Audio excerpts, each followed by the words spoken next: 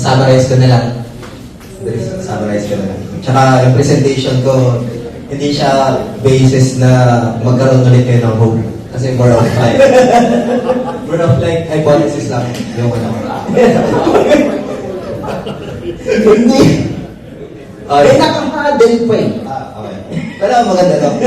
Medyo, ako na magbubuhat ng bakal nito. Medyo ano siya, interesting siya. Okay, so, siguro 2025 for your cyclist na ba? Kasi ang daming mga nag-ano din eh. Ang daming mga confused during that time. Corporate treasury adoption, I think this one started na noong 2021 nung nag-announce yung Tesla as well as MicroStrategy. I just want to add lang, Luis, kanina dun sa mention mo na baka potential maliquidate si MicroStrategy. Pero si MicroStrategy kasi is yung ano nila, yung kanilang utang is hindi nakakollateralize sa Bitcoin. Hindi sila na futures trade, and then yung pinaka-roadmap nila long-term talaga. So yun yung kaibahan sa other exchanges na nag-collapse before. So, yeah. Next one, if this bull market, why, ba't ako natatalo? Ba't yung holdings ko ba't negative? So, yun yung isa sa mga na-feel din siguro natin last year. So, maybe next screen, ito yung i-discuss ko, Bitcoin is rallying, pero yung other sector sa crypto market is bakit nagdalam? So, 2025, ito, personal take ko lang naman to. The childish days, so, yung mga memes, scams, blind blocker, parang tapos na once institutions enter the market. So, ito, 2026 onwards, ano lang to, probabilities lang to. More on, own hypothesis ko lang. So, I observed yung institutional super cycle, corporate treasury adoption, I think, next slide yan, tokenized indices, the great rotation from gold, tapos capital collision potential IPOs na potentially could provide massive liquidity sa market. Okay, next slide ko dito, Bitcoin is driving while most other, ano ba ito?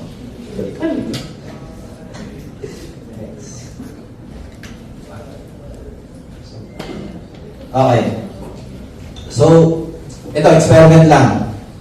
Let's experiment lang. Like, February 2024, I think February 10, na-approve yung Bitcoin ETF during that time. And, like for example, naging ka sa USDT into major sector. Like for example, naging ka sa CFI, PayPal. Magic 7 is yung top 7 na crypto market, Bitcoin, Ethereum, etc. Layer 1, memes, SocialFi, mga like basta pagaya ng Kaido, saka basta yung social media integration sa features. RWAs, real world assets, DeFi, AI, NFT, DePIN, GameFi, Layer 2. So, nangyari bakit yung iba kong exposure naging negative? So, after 2 years, that same na 10 USDT starting pointed turn into 28 USDT sa sector ng CFI, centralized finance, may mga utility token ng exchange like BNB, OKB, kasi yung mga exchanges tokens. Pero bakit yung iba negative? So yun yung isa sa mga basis nung yan yung supply shock ng ETF eh. So para siyang tap water, once na purify yung, like for example yung crypto na purify, and then if feel ng tao is mas okay yung use cases, can revolutionize yung pinaka-use cases niya kanyang community, mas pipiliin siya ng institutions. No? Like for example, the CFI, and medyo matagal na sa market, nag-flow na yung circulation. Fully diluted valuation is already sink in or priced in sa circulation niya. So karamihan dyan, C5, tapos yung Pay5, pag 7 as well. So, yun yung isa sa mga na-observe ko during or after the Bitcoin ETF. For example, yung mga bago, I'll discuss na lang yung mga bago. Crazy na ano, no? Yung in that chart. Yung memes. Look at the memes. Like they're right in the middle. As in, halos walang nangyari. Yeah, sa meme kasi, ano siya, Straight yeah, driven by attention yung meme eh. So as long as na may bagong pera, tapos may attention, ano siya eh, magre-retain yung, or mag-break even, or parang naging stable ko na yung, ano niya eh, status niya dito eh. So, okay. Sa previous slide, na-observe natin bakit after 2 years, ganito yung naging results ng holdings group. Bakit negative after 2 years? So we should consider yung, yung parang naging exit liquidity ata ako, parang ganun yung thinking. Pero, yeah, we should consider yung analysis ng new tokens. Before, ang daming mga nilaunch na DePen, GameFi, daming mga layer 2 during 2024-2025. Pero, we should consider yung mga venture capital na medyo maraming pera sa atin na kaya nilang i-dump yung binili mo. So, sa ganitong scenario, siguro na lang, moving forward na lang ito na idea. If may bagong tokens, tapos na cross-validate nyo yung pinaka-on-chain niya, if the FDV, high fully diluted valuation is very high, and then low circulation, you need to wait like 30 days, 30-day rule. After that, once na magkaroon ng vested period, if there's no fresh money coming in, mag-decline yung price. So that's what happened doon sa mga dito sa mga tokens na yan. So, yeah, I think ganito yung pinaka-structure ng mga new tokens na mas malaki yung exposure ng venture capital ng mga nakabili ng funding round, ng mga like before pa mag $1, nakabili na sila 5 cents. So, we should consider the high fully diluted valuation, low circulation. Next one, I think this one, ano na siya, for bear market proof strategy na sa tinotokenize. Kasi for example, if BTC goes up down ng negative 10% and then Ethereum goes up ng 5% and then Solana goes up 5%, parang break-even ka lang, hindi ka pa rin lugi. So that's why analysis is very useful in the next coming days, I think. A year, sorry. Okay, sige. Ano to? Again, hypothetical analysis to. Na institutional super cycle. Example lang to. Ganito yung traditional, no? Ganito yung ginagamit ko for the past, I would say, decade na. Kasi, ano siya eh, sinusunod niya talaga eh. Kaya lang dito, walang ETF during that time. Walang ETF inflow during that time. Kaya, ano lang siya, closed door lang yung price action na the price will like bull market, bear market, accumulation, expansion, reaccumulation ulit. Pero, ito pa rin, we can consider this pa rin. Kasi it's too early to say pa rin na magkakaroon ng super cycle. Pero, medyo word lang sa end ko for decade trading in cryptocurrency. Tapos feel ko na parang, 10 years din, hindi naman ganito eh. Nangyari, parang ganun lang. So, yeah, if ever man, mamimiss ko yung track na if ever. Kasi, why use Nokia if there's iPhone na? Why you buy Toyota kung gano'n BYD, di ba? So we should, change this concept. So, ito, crypto institution super cycle. again, ano na, theoretical analysis ulit na to. So, yeah, traditional cycle, merong during 2024, no, you observe na parang, ang ganda ng chart, halos nangyayari yung mga ganyan, for stages ng market cycle, and after halving, price goes up, or pre-halving event, accumulation muna siya, expansion, and then re-accumulation, tapos bull market. Okay, sa spiral, ito, I share this one na lang, kasi we should consider pa rin na nag-peak na, nagkaroon na ng all-time highs, which is this one, we are, this one, yung peak, 126K. Yeah. So, hindi na tayo for the decline, no? If I consider this chart is still in play pa rin. Pero if ever na, kasi mahirap, medyo challenging kasi merong ETF na merong institution play na So, yeah. Question ko dun sa chart, di ba? So as of October nung nandito siya, so valid pa. Yeah, ito. valid. Yeah. Di ba?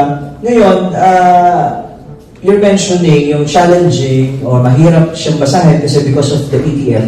Why are you expecting sana na dapat aakyat or dapat ba mas bababa pa because of the ETF? I'm not expecting naman, parang I'm just reacting what's happening sa market. Pero normally we take profits Q4. Yeah. Q4, so last year. Q4 last year. Okay. Yeah. Kasi ang tingin ko naman, no, yung opinion ko naman, parang if you're basing on this chart, no, as a technical, using technical analysis, regardless if there's an ETF or there's no ETF, this is the same Kasi ETF is a catalyst supposedly to pump the market, diba? So meaning dapat hindi pa tayo nag-peak. Yeah, That's why ETF. This one is like a math-based indicator. It tracks on all-time highs. But this I just wants na mag-trigger ulit ng all-time highs. Meron ba tayong all-time high somewhere here historically? For this quadrant, more of bottoms na to. Bottoms. Yeah. So itong quadrant na to is bottoms. So pupunta tayo dito sa bottom. Sa area na yan. So it's tracking the same chart ni Kuyang. Di ba? Na possible may bear flag, possible na... Yeah. Okay. So at least merong confluence. Yeah. You understand the importance of confluence. Yeah. Kaya, ang dami kong what if. What if ito pa rin yung in play? Actually, sorry, go to your next one again kasi I wanted to really react to this. So ito yung hopium ni Aldrin talaga. Sorry, just to kasi, sorry, I'm not kidding. It really is there's some hope in this, and that's why he was kind of making sure na it's not his intention to make everyone very hopeful. I think the biggest difference kasi with now versus pre-ETFs was ETFs in general kasi the largest holders of ETFs mabagal sila magbenta And what that means is, unlike the retail markets of the past na when they start to panic, that's one button away There's no approval process, there's no board of directors, there's no committee meetings that will decide whether or not we're going to offload our position. With retail, it's literally you take your phone out and you sell. That's it. Right? And that's how you get 80 to 90% drawdowns within a short period of time. It creates these cascades where you have, like a lot of longs getting liquidated, and then those trigger another stage of selling, etc., etc. So yeah, that's how you get that. Ngayon, the theory here, please correct me if I'm wrong, is that you don't get as pronounced a dip when the holders are incapable of selling quickly. And those are the largest holders of ETFs right now. Ngayon, the question is, how many of those holders actually are there? How much of the Bitcoin circulating supply is actually in the hands of these slow sellers? I think we actually know the answer. You just look that up naman. It's not a mystery. I guess what we cannot answer is how much of the circulating supply do we need to sell in order for a dip to exceed 30% or to create panic? that part's a little bit harder to say. Hindi naman 1:1 kasi yun eh. So, I think what we've seen right now is that we're in a 30% dip from all-time high, right? So, 120 to 89 tayo. Yeah. Pero the Fair and Greed Index is it's all-time low eh. Parang word siya before kasi nag-all-time low yung Fair and Greed Index. Pero confirmed talaga na bear market. Talagang sanad, negative 60 to 80% and then nasa extremely fair talaga. Pero we observed extreme fear last, I think, November, December, something. Yeah. Q4 was Q4. I think, 15 or 16 yung fear. Like, I've never seen that. Nag-10 pa siya. Nag-10, ayun. Yeah, That's like so low, di ba? pero bakit negative 30 lang? Negative 30 to 40 lang.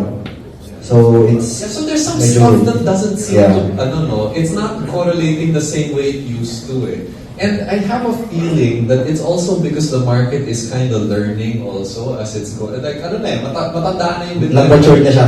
Yeah, maybe, no? Na parang, okay, we're scared. Well, we'll go down to mga 30%. I don't know, no? And again, this is the dangerous part about being hopeful, eh. Kasi it kind of puts you in a position where you go, maybe I'll just hold on to it a little bit longer. That's how you lose your money. But there's something about this that is really resonating with me because I don't understand why the dip is so low. Is so parang shallow. Sorry, shallow is the word. Yeah, the dip is so shallow. I was really expecting that tipong binibenta ko na yung kotse ko, that kind of thing. Those were kind of my markers in my mind that parang we have to sell the car and then I guess I'll just be taking Grab to work. That's the market I was expecting it. But so far, Malalim ka kasi nakabili eh. so I don't know. Anyway, if anyone wants to buy a Tesla, For this. accept USDT. Okay. Ano naman, ito yung mga triggers lang naman. Can I respond lang kay Luis, no? Sabi niya kasi, yun nga, medyo shallow yung dip, no? At 20 to 30% right now. I have several theories, no? Number one, ito yung bull case, no? Ito yung bull case. Kasi yung upside din natin, nung nag-peak yung market, is not as high versus last cycle. Last cycle, from 20,000 a peak and from 20,000 all-time high, we went all the way to 60K. So that's 3x. So this cycle, from around 60,000 to 70,000 all-time high, we went to 120, 125. So that's 2x. Diba? So meron siyang diminishing, no? Something diminishing return. May ganon. Nakita ko yan kanina. Yung lowering yields, no? So probably, since hindi rin mataas yung inakyat niya, so there's a probability na yung dip niya hindi rin ganun kalalim. Maybe we're not going to get another 80% the usual dip kasi lang muna bear market. Maybe. So that's the bull case. Gusto niyo marinig yung bear case? Awag na. Okay, go. Baka mag-uwian na yun. Lapag mo na dito, short ka. Lapag na. Biglang short na. Okay, ano naman to? Medyo, discuss na. But this one is 2.0 na corporate treasury adoption. Yung 1.0, yung Tesla tapos MicroStrategy. So, for this example, what if lang naman, like, 4 trillion na pala si Nvidia. Pero like, for example, Amazon as Meta, like parang if ever na magkaroon sila ng corporate treasury. Tsaka, the great rotation from gold, magkano yan? 34 trillion yan. Kahit lang. Baka naman. Mag-ilan. Kasi 1% shift yan ng global gold into Bitcoin para mag-trigger yan ng massive price discovery pag nag-allocate si gold market cap sa BTC. Pero di natin sure. Ang hirap din yung price action dahil last year na-discuss ko yung market yung business cycle still in contraction pa rin yung yung pinaka-status niya. So this one, medyo case scenario na ito, but I will just share lang if ever mag-trigger ng magandang presyo. But we don't know. It's only a probabilities lang for this year. So, next one. Ito siguro, I'll share this one na lang kasi malaking factor din yung capital migration. Yung mga potential IPOs. This one, hindi pa naman officially. Highly likely pa lang. Rumored, likely, possible, ganun. Pero Databricks already confirmed na early 2026. Databricks is like AI, if I'm not mistaken, it's like an SQL, like yung mga AI data science, so Databricks. Anthropic is like the chatbots. Canva, alam naman natin, pang edit, Stripe, payment, Discord, socials, ChatGPT, SpaceX. When you say capital migration, you mean this can take away capital from crypto, no? Itong mga IPOs na to. Tama ba?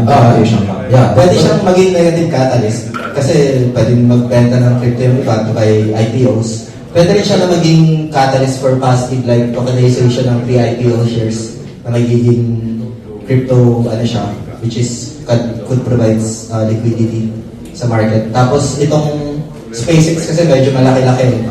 We have this mass effect na tinatawag, which is meron si Elon Musk allocation for BTC and Doge. Once na maging successful yung SpaceX, it will be correlate yung mga holdings niya din like Doge, BTC. So, pwedeng positive catalyst naman yun kung maging successful yung SpaceX yeah, IPO. positive negative catalyst, something na Kasi Elon Musk yun, no? ayun. So, ayun, parang AI crypto synergy din dahil itong mga to, itong halos lahat parang yan.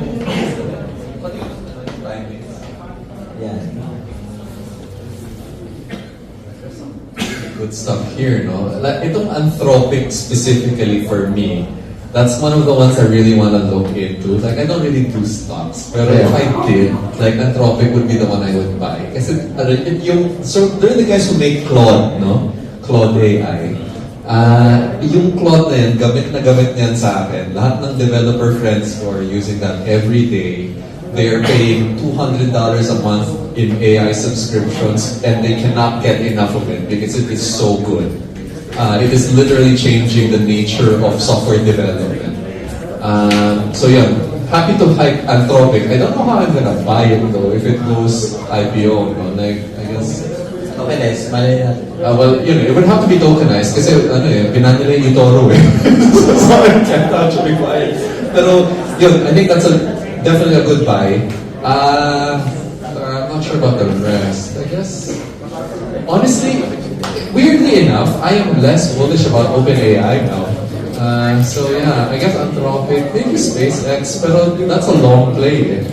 Parang you're expecting that to keep going up for as long as we need outer space. Probably need it for a long time naman. Pero it might not be immediate. Pero itong Anthropic for now, that's the real darling sa in the AI race thing, in my opinion.